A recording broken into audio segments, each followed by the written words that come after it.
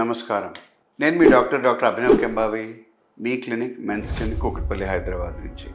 ఈరోజు మనం అంగస్తంభన సమస్య రావడానికి ఏ ఏ హెల్త్ ప్రాబ్లమ్స్ కారణాలు అవుతాయి వాటి గురించి మాట్లాడుకుందాం. సో అవి తెలుసుకుంటే వీటి కోసం మనం రెగ్యులర్గా మానిటర్ చేసుకుని స్క్రీన్ చేసుకుంటే ఇవి రాకుండా మనం ముందే చూసుకోవచ్చు. అలానే అంగస్తంభన కూడా రాకుండా చూసుకోవచ్చు. అవి ఏమిటంటే diabetes, especially first degree relatives. So అమ్మా నాన్నకి డయాబెటీస్ ఉంది అంటే మనకు వచ్చే ఆస్కారం కొంచెం ఎక్కువగానే ఉంటుంది. సో డయాబెటీస్ అనేది దానికి కంక్లూసివ్ టెస్ట్ HbA1c, అది ప్రతి 3 నెలలు మానిటర్ చేసుకుంటూ ఉంటే డయాబెటీస్ని వచ్చే ముందే కంట్రోల్ చేసుకోవచ్చు అండ్ అలానే అంగస్తంభన ప్రాబ్లం రాకుండా అవాయిడ్ చేయొచ్చు. రెండవది థైరాయిడ్ సమస్యలు, ఎస్పెషల్లీ హైపోథైరాయిడిజము కూడా అంగస్తంభన కాజ్ చేసే ఆస్కారం ఉంటుంది. దానికోసం thyroid profile are TSH, thyroid stimulating hormone ఉంటుంది.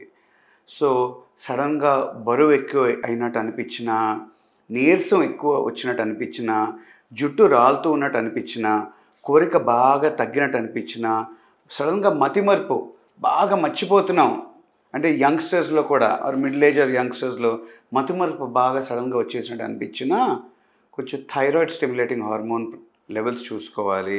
ఎందుకంటే హైపోథైరాయిడిజం వచ్చి ఉండొచ్చు.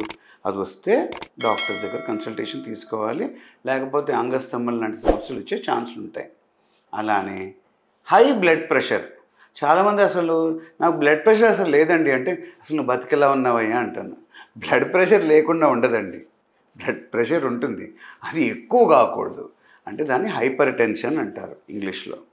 సో హైపర్ టెన్షన్ అనేది కూడా it can run in families or ఈ హై స్ట్రెస్ ఎన్విరాన్మెంట్ వల్ల అండ్ మనం తినే జంక్ ఫుడ్ అండ్ డైట్ వల్ల, lack of sleep and stress వల్ల కూడా ఈ high blood pressure, hypertension రావచ్చు.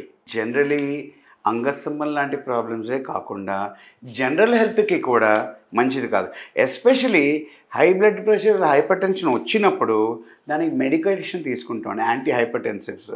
దాని ఒక సైడ్ ఎఫెక్ట్ ఏంటంటే అంగస్తంభన. సో అలా వచ్చినప్పుడైతే ఖచ్చితంగా మెడికేషన్ తీసుకోవాలి.